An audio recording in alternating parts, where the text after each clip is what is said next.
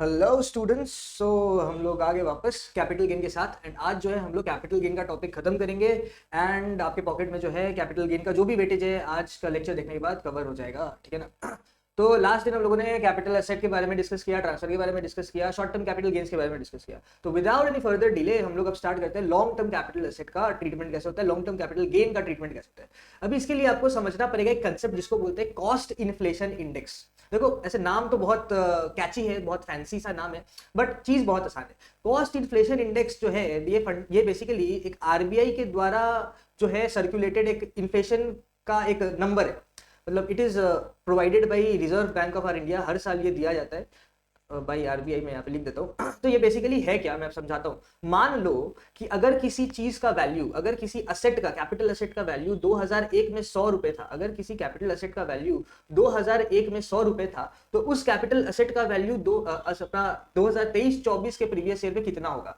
348। ये बोलता है हमारा रिजर्व बैंक ऑफ इंडिया का कॉस्ट इन्फ्लेशन इंडेक्स। तो मान लो अगर कोई एसेट है जिसका वैल्यू 2001-2 के प्रीवियस ईयर में है 1 लाख रुपीस, तो आपको बताना है कि इस असेट का वैल्यू जो है हमारा प्रीवियस ईयर 23-24 में क्या होना उचित है व्हेन इन्फ्लेशन इज एडजस्टेड। तो आप इन्फ्लेशन एडजस्ट करने के बाद का वैल्यू बताना है आपको। ये अगर 2001-2 का एक दो प्रीवियस ईयर का वैल्यू है, तो आपको ये बताना है कि इस असेट का जो है वैल्यू क्या होना उचित है आफ्टर इन्फ्लेशन अपना प्रीवियस ईयर 23-24 में। तो इसका कैलकुलेशन कैसे है, बहुत आसान है, सिंपल है कि अगर 2001-2 में किसी असेट का वैल्यू 100 रुपए था और 2023-24 में उसका वैल्यू क्या हो जाएगा, बढ़ के 348 हो जाएगा, as per what, as per the cost inflation index. तो अगर किसी असेट का वैल्यू 2001-2 में 1 लाख का है, तो 23-24 में कितना? सिंपल यूनिटरी मेथड आपको लगाना है। तो इसका वैल्यू कैसे कैलकुलेट करेंगे? 1 lakh multiplied by 348 divided by 100।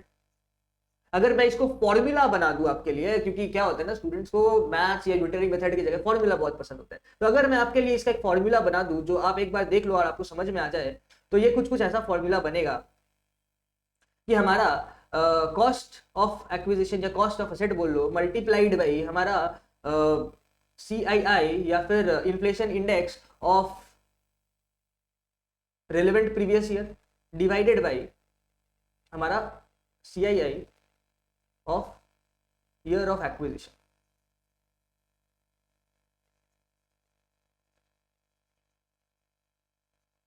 तो मान लो मेरे को इस एसेट को बेचना है, ये एसेट मैं बेचना चाहता हूं और मेरे को ये इन्फ्लेशन एडजस्ट करना है, ठीक है। एक बार ये फॉर्मूला के बिना आप लोग यूनिटरी मेथड में, ये फॉर्मूला को आपका रेलेवेंस दिखाऊंगा थोड़ी देर में। तो ये फॉर्मूला जो है बनता है यहाँ से। तो आप बताओ कि इसको अगर मल्टीप्लाई करते हो तो आपका आंसर कितना आएगा। चलो मैं भी कैलकुलेट कर लेता हूँ आपके साथ। तो अगर मेरा असेट का वैल्यू 2001 में 1 लाख का है, विच इज इक्विवेलेंट टू 100 रुपए, सो उसका वैल्यू 23-24 में क्या होगा कि अगर 100 का 348 तो 1 लाख का कितना? सिंपल यूनिटरी मेथड है, लगाते हैं, देखते हैं। इंटू 348 डिवाइडेड बाई 100, तो ये आ रहा है 3,48,000। तो इन्फ्लेशन के बाद हमारा असेट का वैल्यू ये होना उचित है इन द प्रीवियस ईयर 23-24। बस अब ये फंडा को याद रखना। अब हम लोग जो है कैपिटल गेन निकालना सीखेंगे, लॉन्ग टर्म कैपिटल गेन। तो देखो लॉन्ग टर्म कैपिटल गेन निकालना बहुत आसान है। मैं आपको एक एग्जांपल से समझाता हूं। जो हम लोगों ने शॉर्ट टर्म कैपिटल गेन में सीखा था, ऑलमोस्ट वही कंसेप्ट है, बस थोड़ा सा तड़का मारा हुआ है, ठीक है। एक बार मैं एक एग्जांपल लेता हूं, फिर आप लोगों को समझाता हूं, ठीक है। मान लो, क्योंकि देखो क्या है ना, मेरा सिंपल सा फंडा है कि टैक्सेशन जो होता है ना, उसका लॉ बिना सम के समझ नहीं आता है। तो चलो एग्जांपल लेते हैं। मान लेते हैं कि हमारे पास है मान लेते हैं कंसिडर कि रश्मि, ठीक है। रश्मि ने रश्मि सोल्ड रश्मि सोल्ड मान लेते हैं क्या बेचे, sold residential house. Rashmi sold residential house on 1/4/2024 at ₹10 lakh, ठीक है। यहाँ पे लिख देते हैं ब्रोकरेज। ब्रोकरेज मान लेते हैं है अपना ब्रोकरेज 2%, ठीक है। शी एक्वायर्ड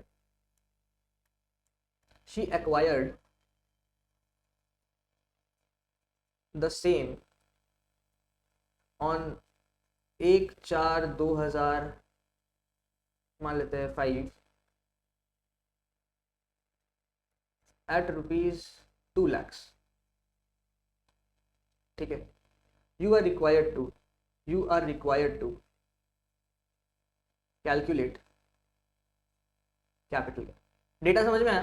तो रश्मि ने एक घर बेचा है 1/4/2024 को 10 लाख रुपए में। ये घर बेचने के लिए रश्मि को ब्रोकरेज चार्जेस इनकर हुआ है 2% का। अब ये जो घर रश्मि ने बेचा है ये उसने 1/4/2005 को खरीदा था 2 लाख रुपए में। आपको बताना है कि कैपिटल गेन कितना हुआ। तो फंडा सिंपल है, लास्ट दिन मैंने आपको बताया कैपिटल गेन कैसे निकालना है, बस वैसे ही कैपिटल गेन निकालेंगे और चलो कोशिश करते हैं, ठीक है। तो सोल्यूशन, ये कितने में बेचा माइनस कितने में खरीदा, कितने में बेचा माइनस कितने में खरीदा, बस यही करना है हमको। तो देखो हमारा सेल कंसिडरेशन कितना है, कितने में बेचा, तो सेल कंसिडरेशन तो सर है हमारा 10 लाख।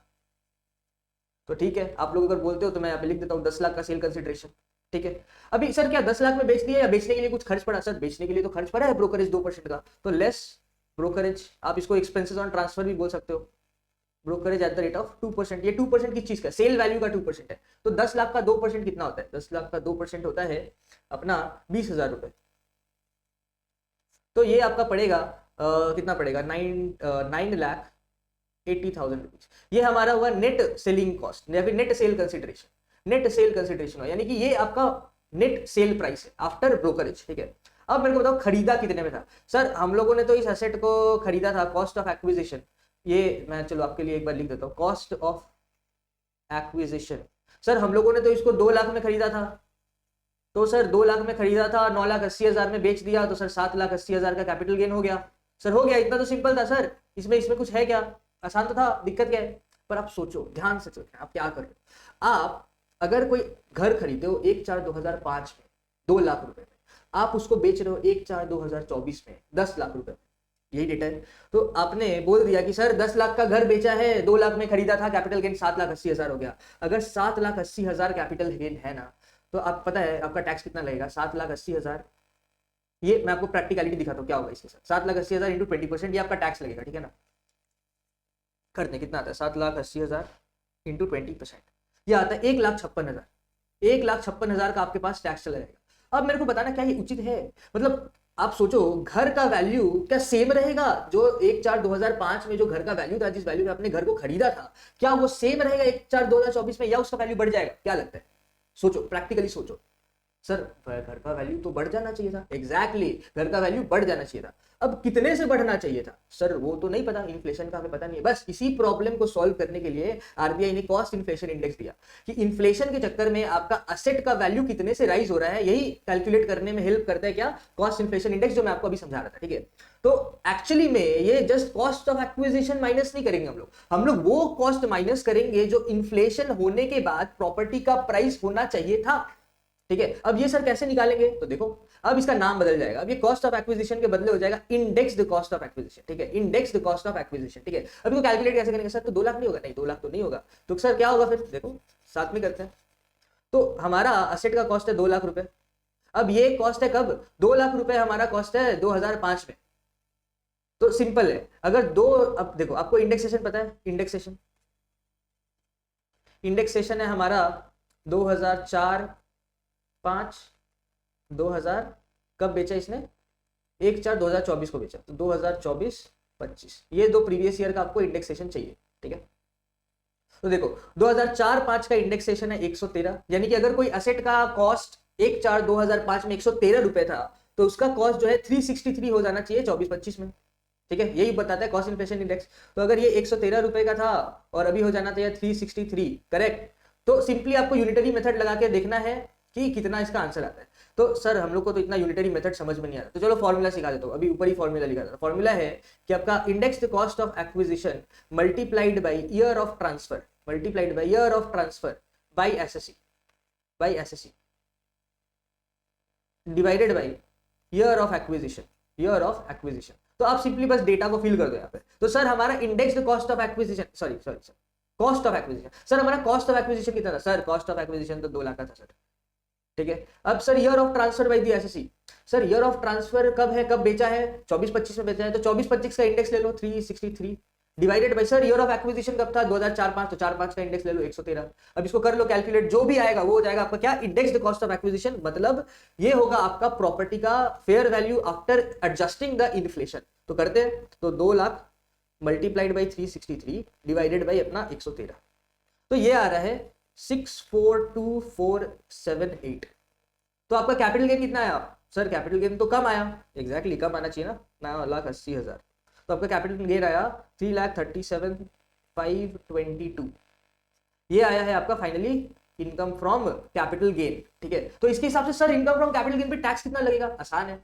तो सर ये बेसिकली टैक्स कंप्यूटेशन आपके एग्जाम में आएगा नहीं, बट जस्ट कॉमन सेंस के लिए बता देता हूँ।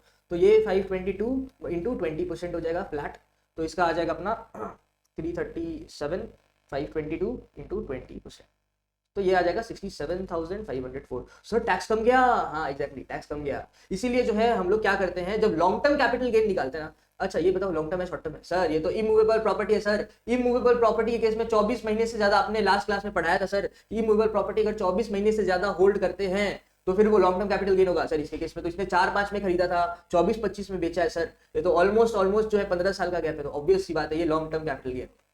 ठीक है, चलो होपफुली एग्जाम्पल समझ में आया। तो लॉन्ग टर्म कैपिटल गेन का फंडा बहुत सिंपल है।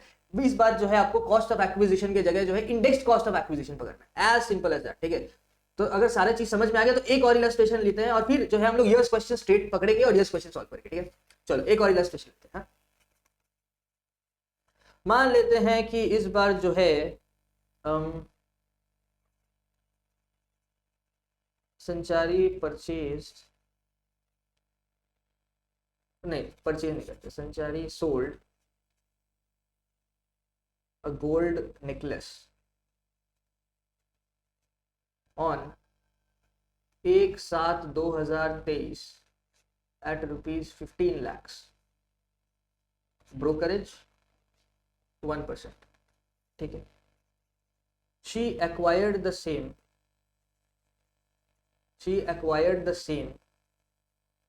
on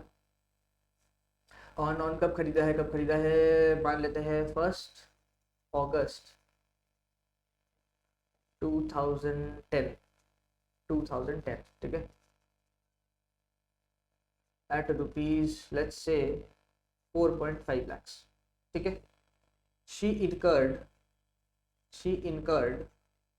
improvement expenses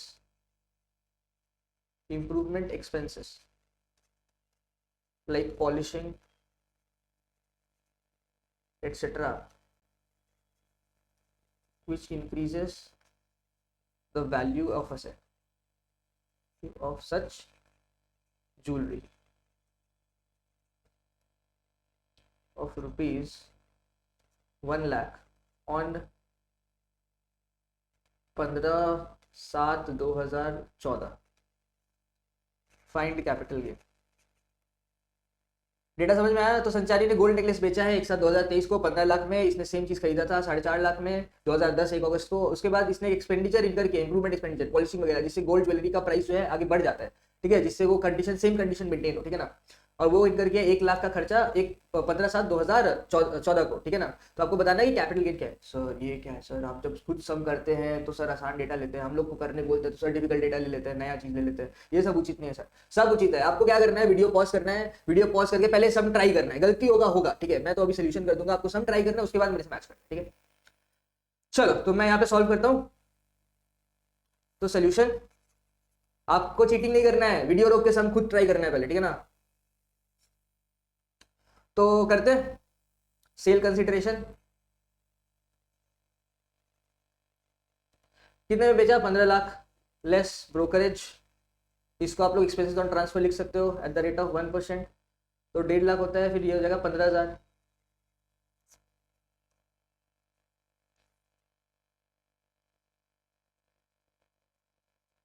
ठीक है, तो फिर ये हो जाएगा आपका 14,85,000। ये हो जाएगा आपका net sale consideration minus cost of acquisition या इंडेक्स्ड कॉस्ट ऑफ एक्विजिशन। देखो 1 अगस्त 2010 का प्रॉपर्टी गोल्ड जो है इसने बेचा है 1/7/2023 में, तो सर पता कैसे लगेगा? इंडेक्स्ड कॉस्ट ऑफ एक्विजिशन होगा, कॉस्ट ऑफ एक्विजिशन होगा। आप पहले सम पढ़ के समझ जाओ कि लॉन्ग टर्म होने वाला है, शॉर्ट टर्म होने वाला है। देखो गोल्ड नेकलेस है, ठीक है ना, तो गोल्ड नेकलेस ना ही हमारा इमूवेबल प्रॉपर्टी है, ना ही शेयर्स एंड सिक्योरिटीज है। तो देखो 12 महीने 24 महीने का होल्डिंग पीरियड वाला प्रोविजन तो लगेगा नहीं, डायरेक्ट लगेगा 36 महीने वाला प्रोविजन, राइट। तो 36 महीने से ज्यादा तो हो ही रहा है, 2010 में खरीदा है, 2023 में बेच रहा है, 36 महीने का है, तो मेरे को 10 साल से ज्यादा ही लग रहा है ना, 13 साल के आसपास हुआ है।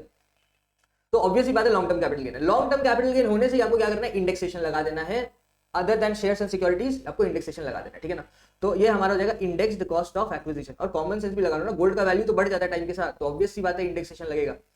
ठीक है, तो इंडेक्स्ड कॉस्ट ऑफ एक्विजिशन कितना होगा सर? तो आसान है, इसको हम लोग निकालते कैसे, cost of acquisition multiplied by year of transfer divided by year of acquisition. ठीक है, तो करो कितना होता है, कॉस्ट ऑफ एक्विजिशन है हमारा 4.5 lakh multiplied by year of transfer.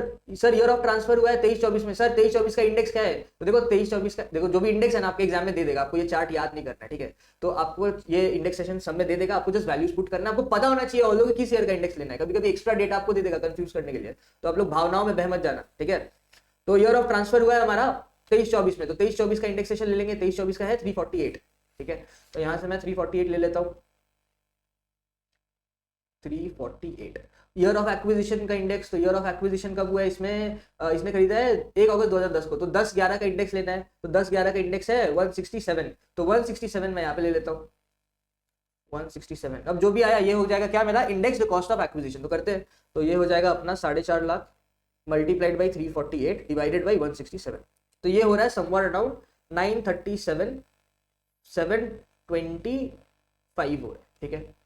Sir improvement expenses क्या, अब देखो सब में आपको इंप्रूवमेंट एक्सपेंसेस देगा, और इंप्रूवमेंट एक्सपेंसेस को देख के आपको जज करना है कि क्या ये इंप्रूवमेंट एक्सपेंसेस असेट का वैल्यू रिटेन करने में हेल्प कर रहा है या असेट का वैल्यू बढ़ाने में मदद कर रहा है। अगर ऐसा इंप्रूवमेंट एक्सपेंडिचर है तो आप ये भी माइनस करोगे अपने कॉस्ट के साथ, क्योंकि देखो सिंपल हिसाब है, आपने बेचा है 14,85,000 में, पर इसके पीछे ये बेच तो रहे हो आप, पर बेचने से आपको अपने सारे खर्चे माइनस करना है, मतलब सेल माइनस कॉस्ट करते हैं ना, तो सेल प्राइस अगर ये है तो कॉस्ट में आपने क्या क्या इनकर किया, तो एक तो आपने परचेज कॉस्ट इनकर किया, दूसरा आपने इंप्रूवमेंट कॉस्ट इनकर किया, तो सर सारे इंप्रूवमेंट कॉस्ट को माइनस करेंगे नहीं, वो इंप्रूवमेंट एक्सपेंसेस जिससे आपका असेट का वैल्यू बढ़ रहा है या फिर वैल्यू का रिटेंशन हो रहा है, वो इंप्रूवमेंट एक्सपेंसेस को आपको माइनस करना है। तो हमारे प्रेजेंट एग्जांपल में ये इंप्रूवमेंट एक्सपेंसेस जो है इससे क्या हो रहा है, असेट का वैल्यू बढ़ता है, तो हम लोग इस इंप्रूवमेंट एक्सपेंसेस को माइनस करते हैं। अक्सर अगर सबने बोला नहीं कि इससे वैल्यू बढ़ रहा है कि नहीं, तो अज्यूम करना कि वैल्यू बढ़ेगा और इंप्रूवमेंट एक्सपेंसेस माइनस कर देना, तो सर इंडेक्सेशन मिलेगा, हाँ इस पे भी इंडेक्सेशन मिलेगा, तो index the cost of improvement, अब इंडेक्सेशन इस पे भी मिलता है, ठीक है ना, तो क्योंकि ऑब्वियसली बात है उस साल जो इंप्रूवमेंट एक्सपेंसेस लगा होगा क्या इस साल भी उतना ही लगेगा, उससे ज्यादा लगेगा, ज्यादा लगेगा, तो बस यही लॉजिक है,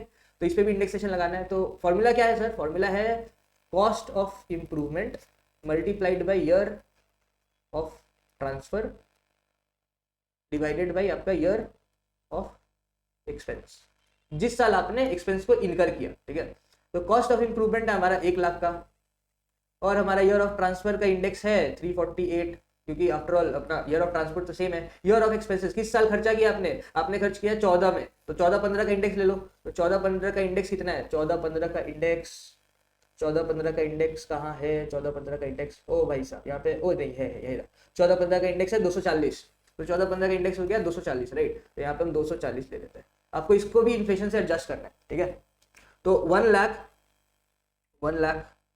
मल्टीप्लाइड बाई 348 डिवाइडेड बाई 240, ये होता है 1,45,000, 1,45,000। तो ये दो चीज आपने सेल से आप सिंपल लॉजिक रखो, सेल माइनस कॉस्ट, जो कॉस्ट आपने इनकर किया बस लॉन्ग टर्म के केस में इन्फ्लेशन के साथ एडजस्ट कर देना, तो आपका सम हो जाएगा। तो 14,85,000 माइनस 9,37,725 माइनस 1,45,000, तो ये आपका कैपिटल गेन आ रहा है फाइनली 4,02,275। ये है आपका क्या, long term capital gain. Sir tax निकालना होगा, नहीं टैक्स नहीं निकालना, आपके सिलेबस में नहीं है, नेक्स्ट सेमेस्टर में आपको टैक्स निकालना होगा। तो आई होप कि इसके साथ जो है मैंने आपको लॉन्ग टर्म कैपिटल गेन का फंडामेंटल समझा दिया, ठीक है, आसान चीज था, मजा आया। चलो एक बार चार्ट पे आए ईयर्स का क्वेश्चन करेंगे, इससे पहले 2-3 नोट ले लो, नोट, ठीक है, नोट कि indexation benefit is available on all assets, all capital asset excluding listed shares and securities,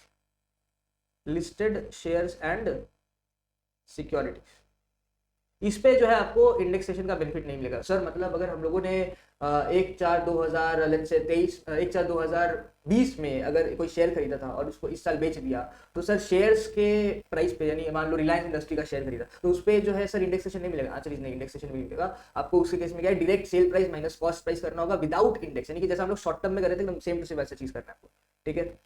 तो ये कैसे निकालते हैं, अच्छा तो इंडेक्स कॉस्ट ऑफ एक्विजिशन कैसे निकालते हैं हम लोग, सिंपली निकालते हैं cost of acquisition multiplied by index of year of transfer, ये आप लोग लिख लेना, है तो यूनिटरी मेथड बट ठीक है लिख लो, divided by index of year of acquisition. Similarly index cost of improvement कैसे निकलेगा? Cost of improvement multiplied by index of year of transfer by SC divided by year of improvement expenses. ठीक है, चलो चलो यस क्वेश्चन से पहले एक दो चीज और समझाते हैं, फिर यस क्वेश्चन में चलते हैं। छोटा सा बात है, मैं आपको बता देता हूँ, देख लो। हमारा चार्ट था यहाँ पे इनकम फ्रॉम कैपिटल गेन, ये चार्ट था ना, इसी से हम लोग लास्ट दिन पढ़ रहे थे। तो यहाँ पे नीचे में कुछ डिडक्शंस या एग्जेम्पशंस लिखा है। सर ये क्या होता है सर? तो देखो बेसिकली जब आप कोई एसेट सेल करते हो तो आपको कैपिटल गेन होता है। अभी हम लोग देखें शॉर्ट टर्म होता है, लॉन्ग टर्म होता है, जो भी होता है, ठीक है, कैपिटल गेन होता है। तो लॉन्ग टर्म कैपिटल गेन के केस में आपको इनकम टैक्स डिपार्टमेंट ने बोला कि आपको कुछ कुछ एग्जेम्पशंस मिलेगा अगर आप कुछ कुछ कंडीशन सेटिस्फाई करते हो तो।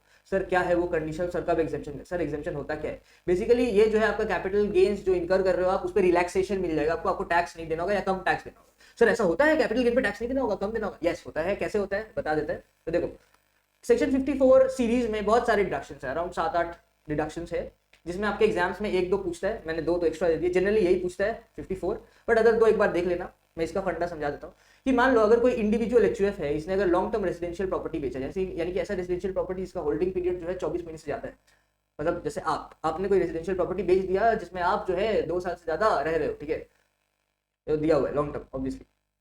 एंड बेचने के बाद ही अगर आपने रेजिडेंशियल हाउस खरीद लिया तो जितना अमाउंट आपने इन्वेस्ट किया है रेजिडेंशियल हाउस के पीछे, चाहे कंस्ट्रक्शन में चाहे परचेज में, तो उतना का आपको डिडक्शन मिल जाएगा। सर मेरे को समझ नहीं आ रहा सर, थोड़ा बता दीजिए। हाँ बट देखो मैक्सिमम डिडक्शन जो है 10 करोड़ तक ही रहेगा। सर एक बार समझ में नहीं आ रहा सर, एक बार प्लीज समझा दीजिए। चलो समझाते हैं।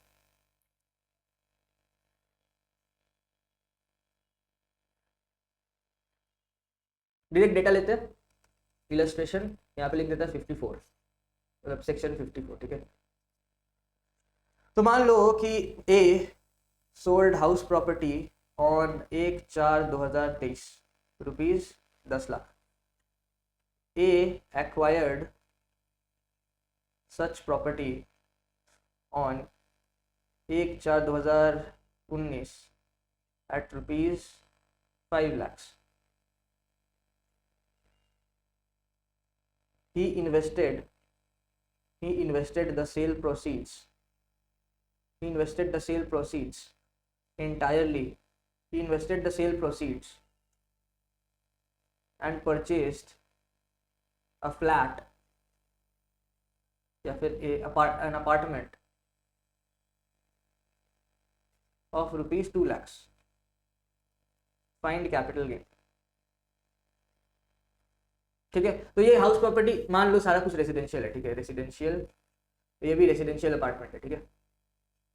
तो एक रेसिडेंशियल हाउस प्रॉपर्टी बेचा जिसको उसने 1/4/2019 में खरीदा था, और बेचने के बाद जो भी प्रोसीड्स आया उससे उसने एक रेसिडेंशियल अपार्टमेंट खरीदा 2 लाख का। आपको कैपिटल गेन निकालना है। मैं ये दिखा रहा हूँ कि 54 का डिडक्शन कैसे मिलता है, ठीक है। तो यहाँ पे इंडेक्सेशन ले लेते हैं, इंडेक्स। अच्छा एक इंप्रूवमेंट एक्सपेंडिचर भी ले लेते हैं, इंप्रूवमेंट एक्सपेंस ऑन आपका, रुक जा ले ही लेते हैं अच्छे से डेटा, तो फिर आप बोलोगे सर इंप्रूवमेंट आप नहीं दिखाए, दिखा देते हैं।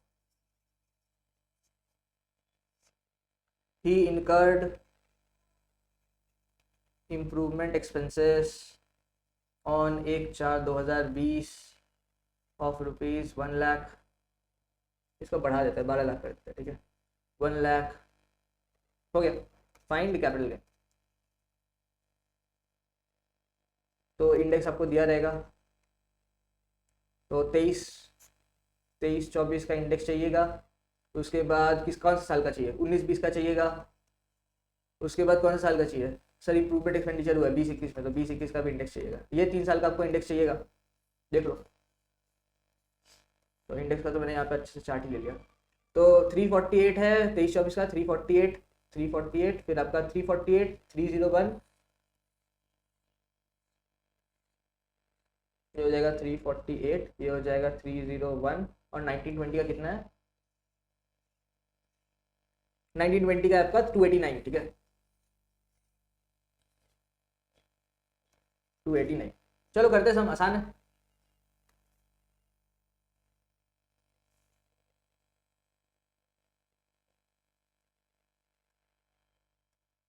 तो सोल्यूशन, तो sale consideration, sale condition sir shortcut, अच्छा आप लोग शॉर्टकट यूज मत करना, हम कर रहे हैं ठीक है ना। लेस एक्सपेंसेस कुछ है क्या, नहीं है, तो ये 12 लाख हो गया। ये हो गया नेट सेल कंसिडरेशन। इससे हम लोग क्या माइनस करते हैं, इससे हम लोग माइनस करते हैं इंडेक्स कॉस्ट ऑफ एक्विजिशन। तो ये हो जाएगा हमारा कॉस्ट ऑफ एक्विजिशन कितना है, 5 lakh, multiplied by year of transfer यानी कि 348, divided by year of acquisition कितना है हमारा, देख लो 19-20 289। तो ये आएगा, इससे लेस होगा क्या, index cost of improvement, cost of improvement है 1 लाख मल्टीप्लाइड बाई 348। कब खर्चा किया ये इम्प्रूवमेंट का, 2021 में, तो 2021 का इंडेक्स है 301। तो कितना आता है देख लेते हैं फटाफट। तो 5 lakh multiplied by 348 divided by 289, ये आ रहा है 6,02,076, और ये आ रहा है आपका 1 लाख इंटू 348 डिवाइडेड बाई 301, ये आ रहा है 1,15,614 रुपये, 615 रुपये का, 14 रुपये ही रहने देते ठीक है।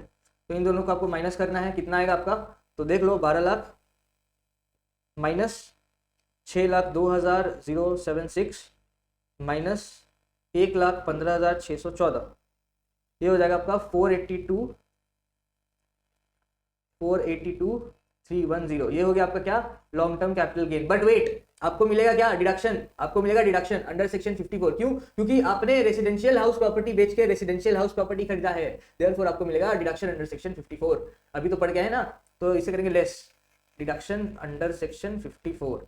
सर ये कैसे करते हैं, ये करते हैं minimum of 3, 1 capital gain, 2 amount invested, 3 10 lakh 10 crore, ठीक है 10 करोड़ तक का डिडक्शन मिलता है। तो कैपिटल गेन कितना है 482,310, अमाउंट इन्वेस्टेड कितना है 2 लाख, 2 लाख का ही तो नया फ्लैट खरीदा ना, देखो यहाँ पे तो बोला हुआ है न्यू अपार्टमेंट 2 लाख का खरीदा, और 10 करोड़, तो 10 करोड़ ऑब्वियसली बहुत ज्यादा ही हो गया।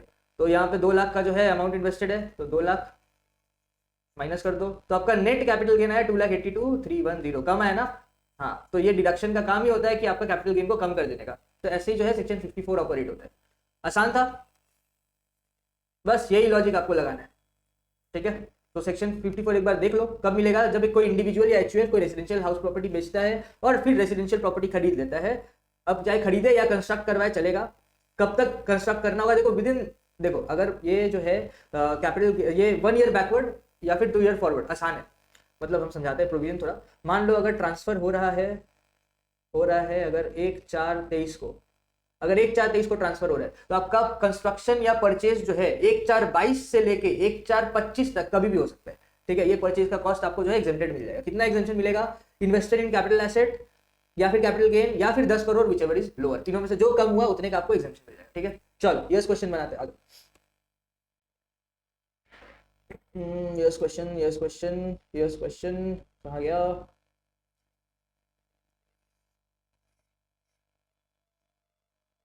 चलो यहाँ पे हम ले लेते हैं यस क्वेश्चन, अटैचमेंट नहीं, file print out, yes question कहाँ गया।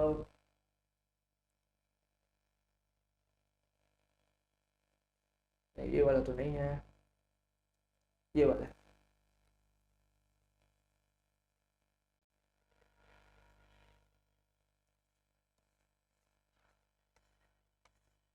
चलो तो देखो यहाँ पे शुरू में थोड़ा सा फॉर्मेलिटी क्या हुआ है, फॉर्मेट वगैरह दिया है, फॉर्मेट तो आपको पता है, फिर भी एक बार देख लो। फॉर्मेट क्या है, आपका सेल कंसिडरेशन माइनस एक्सपेंसेस और ट्रांसफर, जनरली ब्रोकरेज रहता है, पर कुछ भी हो आप माइनस कर देना। ये आ गया आपका क्या, नेट सेल कंसिडरेशन, ये आ गया आपका net sale consideration. Net sale consideration से आपको ये शॉर्ट टर्म के केस में, शॉर्ट टर्म के केस में इंडेक्स नहीं होता है, शॉर्ट टर्म के केस में इंडेक्स नहीं होता है, क्योंकि एक तो शॉर्ट टर्म है, शॉर्ट टर्म में क्या इन्फ्लेशन हो गया ठीक है। तो ये दोनों चीज़ आपको माइनस करना है। उसके बाद आपका आएगा शॉर्ट टर्म कैपिटल गेन, और फिर जो है आप इसे डिडक्शन माइनस कर देना 54 बी जो भी है, ये 54 जीरो कुछ नहीं होता है ठीक है। तो जो भी है माइनस कर देना, आपका taxable short term capital gain आ जाएगा। सिमिलरली यहाँ पे sale consideration plus expenses on transfer किए, नेट सेल कंसिडरेशन आ गया। अब यहाँ पे ICOA निकालना होगा, ये हो जाएगा COA into year of transfer divided by year of acquisition ठीक है। ऐसे करके आपका ये आ जाएगा। फिर इससे आप ये भी माइनस करोगे इंडेक्स कॉस्ट ऑफ इम्प्रूवमेंट, तो ये आ गया COI multiplied by year of transfer divided by year of improvement. अभी तो करवाया सब, ठीक है। जो आप जाएगा लॉन्ग टर्म कैपिटल गेन आ जाएगा, इससे आपको माइनस करना है ये सारा डिडक्शन, फिर आपका taxable long term capital gain आ जाएगा, ठीक है। हाँ, यहाँ पे फॉर्मूला दिया हुआ है, ये बेसिकली ये बोलना चाह रहा है cost of acquisition into year of transfer. अब तो आपको याद हो गया होगा, इतना देख लिए, divided by year of acquisition, ये प्रिंटिंग मिस्टेक हो गया है, इग्नोर करना। यहाँ पे बोलना चाह रहा है ईयर ऑफ मतलब cost of improvement into year of transfer divided by year of improvement, ठीक है। चलो देखो क्वेश्चन देखते हैं। तो यहाँ पे क्या है, रघुवीर सोल्ड हाउस ऑन एक, चलो पैरेलली हम करते हैं, ठीक है। शॉर्टकट में करेगा, आप लोग लॉन्ग कट में करना। तो सेल कंसिडरेशन कितना में बेचा, 25 लाख में बेचा, ठीक है। Less brokerage at the rate of 2%। तो 25 लाख का 2% कितना होता है,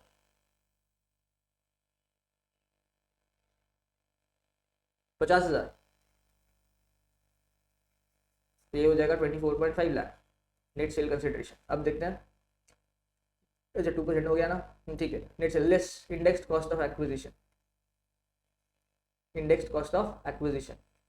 सर आपको कैसे पता ये पक्का लॉन्ग टर्म होगा? दादा देखो 2005 में खरीदा है, 24 में बेचा, ठीक है। तो 2005 में कितने का खरीदा, 6 लाख में खरीदा है, multiplied by year of transfer हुआ है 24 में। तो 24 का इंडेक्स क्या है, यहाँ पर इंडेक्स दिया ही नहीं है क्या, देना तो चाहिए, सब में देता है इंडेक्स, कोई बात नहीं। तो हमारा 1 जनवरी 24 यानी कि 23-24 का इंडेक्स लगेगा। 23-24 का इंडेक्स होता है,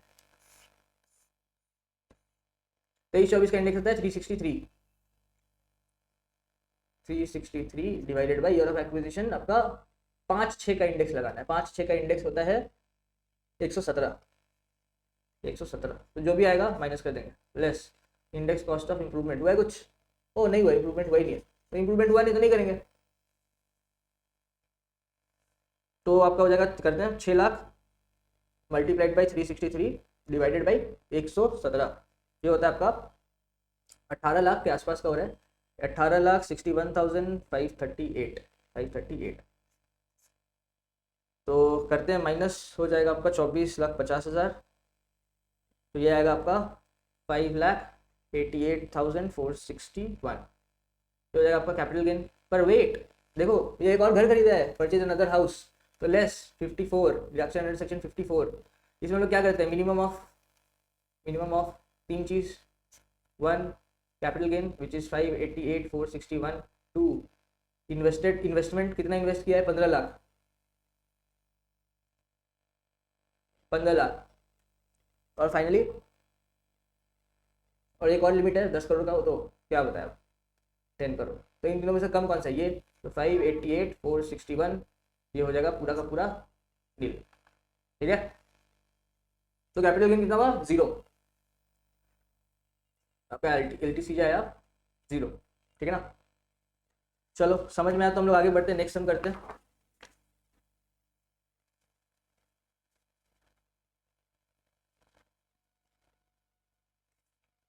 बंदे का नाम क्या था,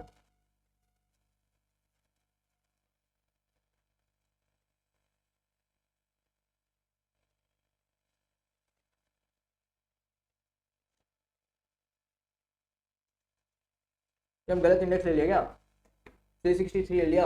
ये तो 23-24 का इंडेक्स लगेगा क्या, 23-24 का इंडेक्स लगेगा सर। तो 348 तो ठीक है। ओह 348 बोल के हम 363 का इंडेक्स ले लिया, सॉरी माई मिस्टेक। करेक्शन कर देता है, चलो अभी तुरंत कर देता है। तो करेक्शन करने के बाद ये जो हो जाएगा आपका, ये हो जाएगा कितना हो जाएगा, 17,84,615।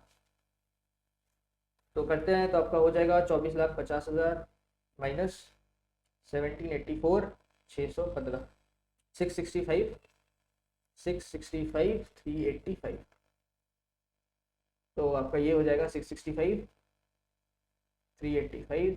तो जो भी है नहीं बीच में आंसर नील ही आएगा, 665,385 माइनस कर दो नील, ठीक है। नेक्स्ट हम देख लेते हैं, Shrimati Das furnishes you the following details. चलो श्रीमती दास का सम भी कर लेते हैं, यहाँ पे मैंने सॉल्व कर दिया सम, आप लोग देख लेना। श्रीमती दास देखते हैं,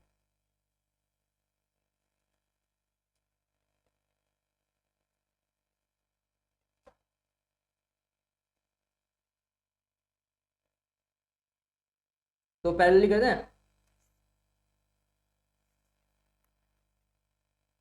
तो एक है बिल्डिंग, ठीक है, शेयर्स, ठीक है, ये पर्टिकुलर। आसान है। सेल कंसिडरेशन कितने में बेचा, 16 लाख बिल्डिंग, और शेयर्स बेचा है 1 लाख में, बढ़िया। लेस, अच्छा कुछ है यहाँ पे ब्रोकरेज वगैरह, देखते हैं ब्रोकरेज है, कुछ तो नहीं है, अच्छा है। तो यही हो जाएगा नेट सेल कंसिडरेशन, ठीक है, समझ लेना यही है net sale consideration.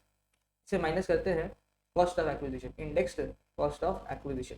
Sir index कैसे होगा, अरे देखो दादा 23 में खरीदा 10 में बेचा, ये भी देखिए, देखो 12 में खरीदा 24 में बेचा। अब देखो शेयर्स बोला है तो शेयर्स क्या है, लिस्टेड है या अनलिस्टेड है। हम अज्यूम करता है कि ये जो है अनलिस्टेड शेयर्स है। सर ऐसा क्यों अज्यूम किया, क्योंकि लिस्टेड शेयर्स में इंडेक्सेशन नहीं मिलता, मेरे को दोनों एक जैसा बनाना है, ठीक है, तो दोनों एक जैसा बनाने के लिए मेरे को इंडेक्सेशन लगाना है। तो अगर ये लिस्टेड शेयर्स हो जाएगा जो शेयर मार्केट में खरीद बेच सकेंगे तो इस पर इंडेक्सेशन लगेगा ही नहीं, तो हम अज्यूम कर ले रहे हैं कि ये अनलिस्टेड शेयर्स है, ठीक है, तो इस पर इंडेक्सेशन लग जाएगा। तो फिर हम लोग इंडेक्सेशन वाला अमाउंट जो है माइनस कर देंगे, ठीक है, तो करते हैं। तो इसके केस में कितना होगा, इसके केस में होगा cost of acquisition which is 7,27,500 multiplied by, हो जाएगा आपका year of transfer. Year of transfer हुआ आपका 23-24, 23-24 का इन्फ्लेशन कितना होता है, 23-24 का होता है 348 divided by year of acquisition क्या है, ये हुआ है आपका ईयर ऑफ एक्विजिशन 2010, तो 10-11 का इंडेक्स लग जाएगा, 10-11 का इंडेक्स है आपका 167 डिवाइडेड बाई 167। इसके केस में देख लेते हैं, इसके केस में 20,000 में खरीदा है तो 20,000 मल्टीप्लाइड बाई 348, क्योंकि इसी साल में बेच रहे हैं, डिवाइडेड बाई कौन सा साल में खरीदा था, 12 में खरीदा, तो 12-13 का इंडेक्स लग जाएगा। 12-13 का इंडेक्स मेरे को दिख रहा है 200 है, 200, तो डिवाइडेड बाई 200 करते हैं, जो भी आएगा। थोड़ा सा लेंदी हो जा रहा है पर देखो सारा सम करवा दे रहे हैं, तो सह लेना थोड़ा, ठीक है ना, आपका ही अच्छा है, मेरा क्या। तो कितना हुआ, 7,27,500 मल्टीप्लाइड बाई 348 डिवाइडेड बाई 167, ये होता है आपका 15,988, 15,15,988, ये माइनस होगा और यहाँ पे हो जाएगा आपका 20,000 मल्टीप्लाइड बाई 348 डिवाइडेड बाई 200, तो हो जाएगा 34,800। तो करते हैं, देखते हैं कितना आता है, ये 34 है, ठीक है ना, अच्छे से लिख दे, ठीक है। तो 16 लाख माइनस 15,15,988 हो जाता है आपका 1448012, 1448012, ठीक है, और ये हो जाएगा आपका 1 लाख माइनस 34,800, 65,200, ये हो जाएगा आपका कैपिटल, लॉन्ग टर्म कैपिटल, ठीक है। चलो उसके बाद बोल रहे हैं कि बताइए लॉन्ग टर्म है या शॉर्ट टर्म है, ऐसा मैंने डे 1 पे कराया था, देखो 15/5/20 को खरीदा, 10/10/23 को बेच दिया, बताओ ज्वेलरी है, कौन सा लगेगा, कौन सा लगेगा, 12/24/36 ज्वेलरी है सर, 36 लगेगा, आप करवाए मत, तो 36 महीने लगाओ, तो 20, 15/5/20 से 15/5/21 12, फिर 15/5/22 24, 15/5/23 36, तो ये 15/5/23 के बाद बेचा है, तो लॉन्ग टर्म होगा, लॉन्ग टर्म कैपिटल एसेट।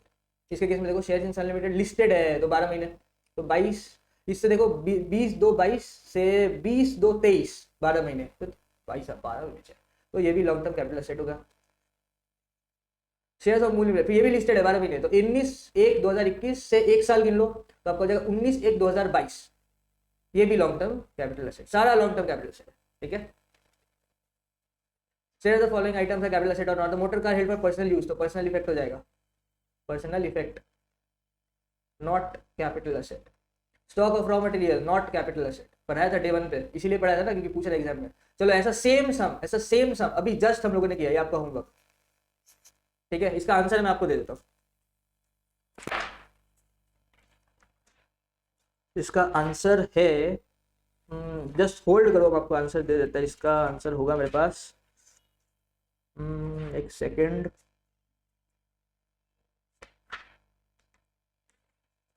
कहाँ गया आंसर, होना तो चाहिए,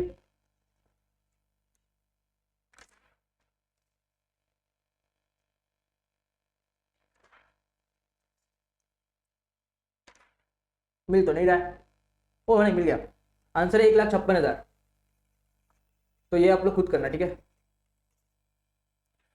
इसके बाद बस यही है, चलो आज का लेक्चर यहाँ समाप्त करते हैं, और नहीं 2 टॉपिक पढ़ा देते हैं, नहीं समाप्त नहीं करते, रुक एक और छोटा सा चीज आपको बता देते हैं फिर समाप्त करेंगे, ठीक है, बैटरी कम है मेरा, टाइम भी कम है, चलो खत्म करते हैं, थोड़ा सा चीज आपको बता देते हैं, 1-2 चीज एक्स्ट्रा। चलो, transfer of immovable asset acquired before 1/4/2001। अच्छा, मान लो कोई एक ऐसा एसेट है जिसको आपने 1/4/2001 से पहले खरीदा है, ठीक है, यानी कि कोई पुश्तैनी घर है आपके पास 1990s के टाइम का, वो घर आपने एक्वायर किया है 1/4/2001 से बहुत पहले, तो उसका कैसे करेंगे? तो देखो, उसके केस में बस ध्यान रखना कि कॉस्ट ऑफ एक्विजिशन होगा ना। मान लो अगर आप कोई घर खरीदे 1 लाख में नहीं, मान लो 50,000 में कोई घर खरीदा है आपने 1977 में, ठीक है, और उसका 1/4/2001 को वैल्यू है लेट्स से 1 लाख रुपए, तो आपको वैल्यू कैसे पकड़ना है? कॉस्ट ऑफ एक्विजिशन जो होगा that will be higher of the two, इन दोनों में से जो हायर है, यानी कि cost, original cost on of the asset यानी कि 50,000, या फिर 1/4/2001 का मार्केट वैल्यू आपके सामने दे देगा, ठीक है। इन दोनों में से जो हायर है वो हमारा कॉस्ट ऑफ एक्विजिशन है, वही माइनस करना है आफ्टर इंडेक्सेशन, इंडेक्स लगाने के बाद। इंडेक्सेशन कब से मिलेगा सर? इंडेक्स मिलेगा 2001 के बाद से। तो आप जब कैलकुलेशन करोगे तो आपका यहाँ पे हो जाएगा ईयर ऑफ ट्रांसफर, और यहाँ पे हो जाएगा आपका 2001-2 का इंडेक्स, ये ध्यान रखना, ठीक है। अच्छा, अगर कोई इंप्रूवमेंट एक्सपेंडिचर हुआ है 1/4/2001 से पहले तो उसको इग्नोर करना, पर इंप्रूवमेंट एक्सपेंडिचर अगर 1/4/2001 के बाद हुआ है तो उस पर इंडेक्सेशन लगा के कर देना एज यूजुअल, ठीक है। अच्छा, अगर कोई आपने एसेट बेचा है जो आपको गिफ्ट के वे में मिला, देखो गिफ्ट तो एग्जेम्प्टेड ट्रांसफर है, gift is an exempted transfer, ठीक है, एग्जेम्प्टेड ट्रांसफर।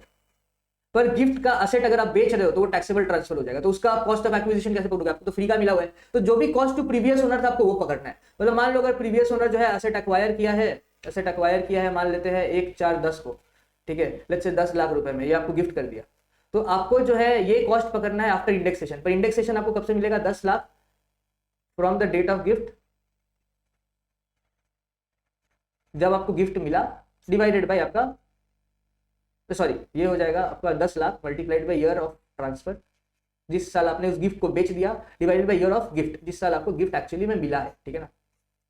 तो कॉस्ट टू प्रीवियस ओनर पे इंडेक्सेशन लगाना है, year of transfer divided by year of gift, जिस साल गिफ्ट आपको मिला। अगर आपको ये गिफ्ट मिला है 23, मान लो अगर 1/4/10 को ये खरीदा था और आपको गिफ्ट किया 15 में, तो आप इंडेक्सेशन लगाओगे 15/16 का, ठीक है। कॉस्ट ऑफ एक्विजिशन ऐसे निकालना है, और देखो वही यहाँ पे लिखा हुआ है, ठीक है।